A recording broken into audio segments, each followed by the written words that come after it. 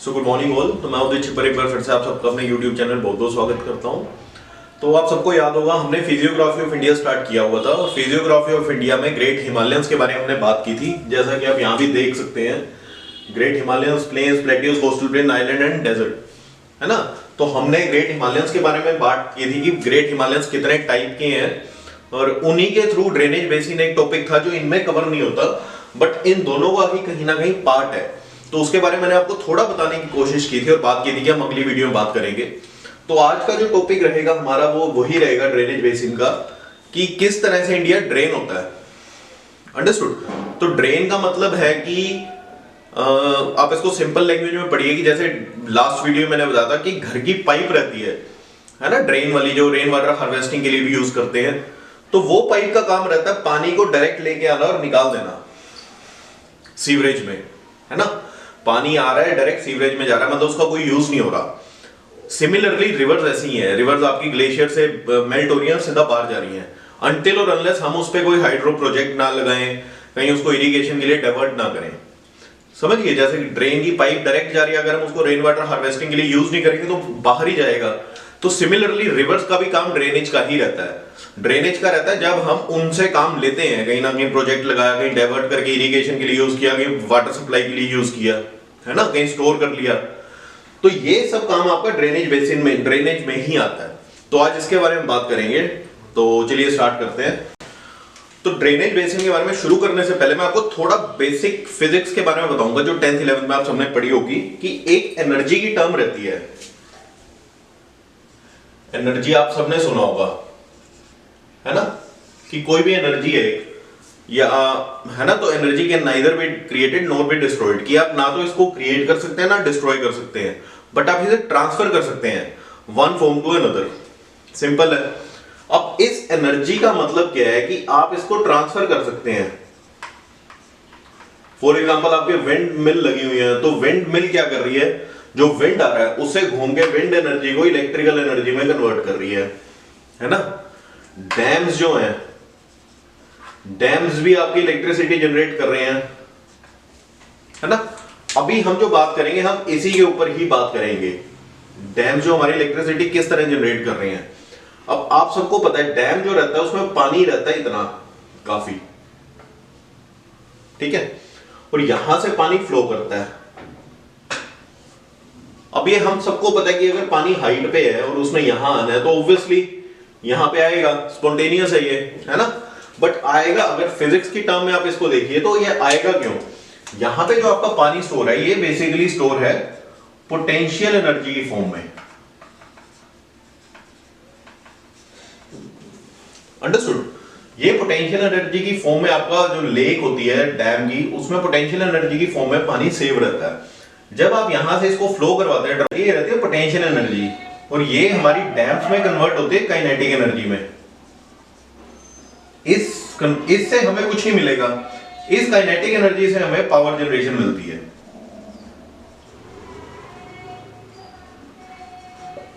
Understood. Means जिसमें potential energy है उसमें टेंडेंसी है अपने से नीचे मूव करने की।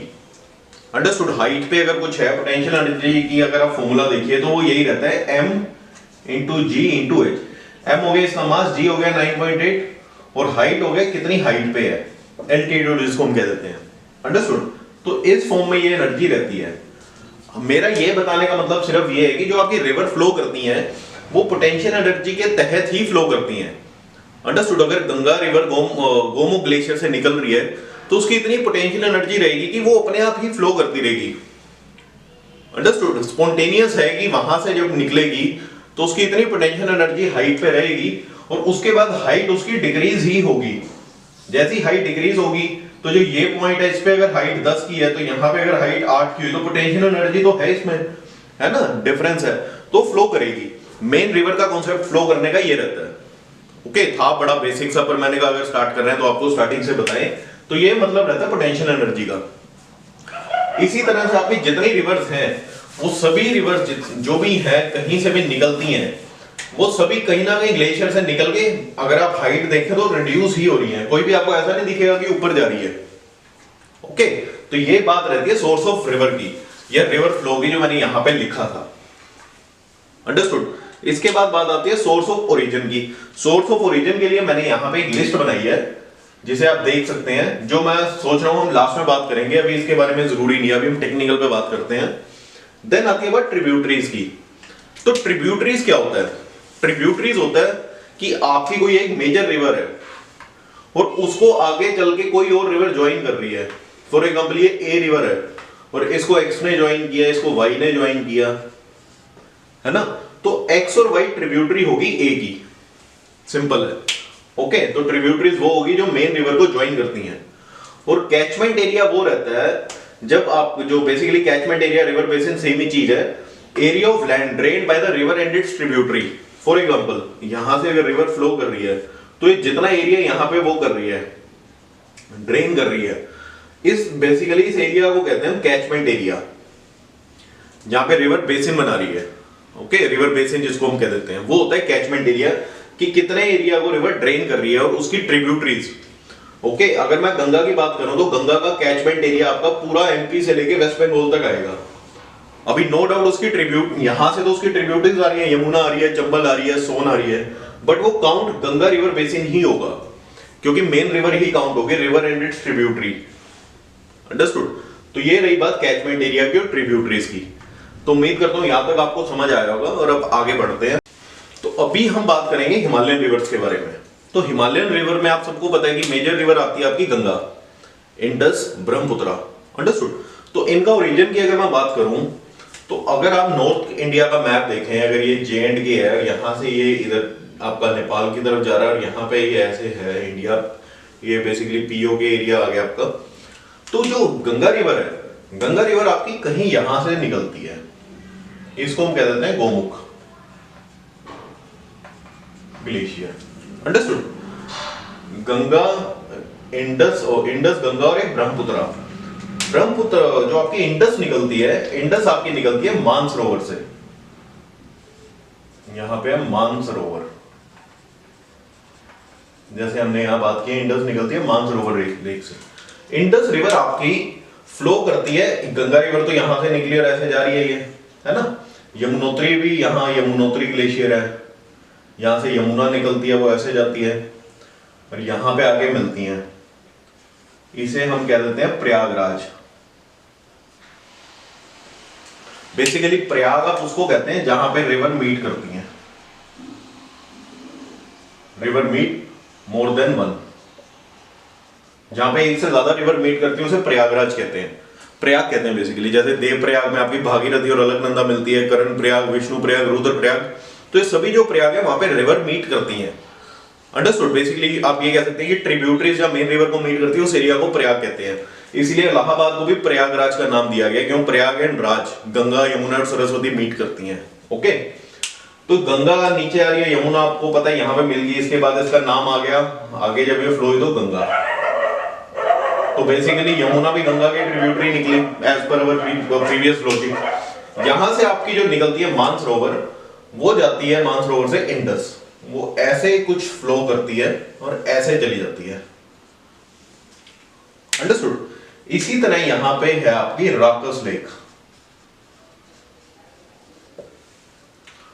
राकस लेक से आपको रिवर निकलती है सतलुज, वो भी आपकी कुछ इस तरह फ्लो करती है, इस तरह यहां पे आके इंडस में मिलती है। अंडरस्टूड? और आगे जाती है। इन बिटवीन इनके यहां पे चिनाब फ्लो करती है, झेलम फ्लो करती है, रावी फ्लो करती है, रावी भी आपकी कुछ यहां से निकलती है, ब्यास भी आपकी, रावी और ब्यास यहां ही निकलती हैं। रावी, ब्यास, झेलम, चिनाब, सतलुज और इंडस, 6 रिवर है ये। अंडरस्टूड? तो आप ये देखिए, इनका फ्लो तो ठीक है, हाइट से नीचे आ रहा है, बट ये उल्टी जा रही है ना। एज पर अवर लॉजिक पोटेंशियल एनर्जी अगर है तो ये नीचे जानी चाहिए। इसमें डिफरेंस क्या है? अगर हम इसको 2D में देखें तो एक पॉइंट आपका यहां पे, एक पॉइंट यहां पे, तो लॉजिकली यहां नहीं जाना चाहिए, है ना। बट जब हम इसको हाइट में देख रहे हैं तो यहां से रिवर ये फ्लो कर रही है यहां पे, जो कि लॉजिकली गलत है, बट आप एक्चुअल में क्या है, ये एरिया थोड़ा टिल्टेड है, ऐसे है ये। अंडरस्टूड? मानसरोवर यहां पे है और वो नीचे है, इस वजह से वो रिवर लो ही फ्लो कर रही है। अंडरस्टूड? आपके मन में डाउट जरूर आना चाहिए कि उल्टा क्यों जा रही है। उल्टा इस वजह से जा रहा है क्योंकि इसकी जो इंक्लिनेशन है वो रिवर्स है, ऐसे है ये, तिब्बत साइड आपकी हाइट पे, ये वाली साइड आपकी लोअर है, और ये थोड़ी ऐसे टेढ़ी है ताकि इधर से ये ऐसे जा रही है। अंडरस्टूड? ये लॉजिक है इंडस का और सतलुज का। और इंडस यहाँ पे आपकी मेन रिवर है जो आपकी जाती है डायरेक्ट पाकिस्तान में। झेलम, चिनाब, आप ये कह सकते हैं रावी, ब्यास, सतलुज, ये सभी 6 रिवर हैं जो 5 रिवर इंडस की ट्रिब्यूटरी है, टोटल मिला के 6 बनती हैं। अंडरस्टूड? इसमें जो आपकी झेलम है, चिनाब है और इंडस है, ये इंडस वाटर ट्रीटी के तहत आप इनको रोक नहीं सकते पाकिस्तान के लिए, ये पाकिस्तान में जाएंगी एज पर ट्रीटी। आप सिर्फ ब्यास, रावी और सतलुज में काम कर सकते हैं। जो ब्यास होगी, रावी होगी और सतलुज होगी, ये इंडिया के लिए, ये बेसिकली पाकिस्तान के लिए रिवर है, क्योंकि पाकिस्तान में पानी यहीं से जा रहा है। अंडरस्टूड? इस वजह से लड़ाई रहती है कि हम पानी बंद कर देंगे, एक कारण ये है। तो जो आपकी ब्यास और रावी हैं, ये निकलती हैं आपकी रोहतांग पास से। ये अंडरस्टूड? इंडस निकलती है मानसरोवर लेक से जो कि तिब्बत में है। सतलुज आपकी निकलती है राकस लेक से, ये भी तिब्बत में है। और एक आपकी चिनाब निकलती है बारलाचा पास से, और जो झेलम है ये निकलती है वेरीनाग से। अगर आप अमरनाथ यात्रा गए हैं तो वहां पे शेषनाग जगह आती है, वो बेसिकली झेलम का ओरिजिन है। अंडरस्टूड? तो ये बात है इंडस रिवर की कि इंडस रिवर हमारी कहां से फ्लो करके कहां जाती है और रिवर्स क्यों जाती है, उसका मेजर कारण ये है जो हमने अभी डिस्कस किया है।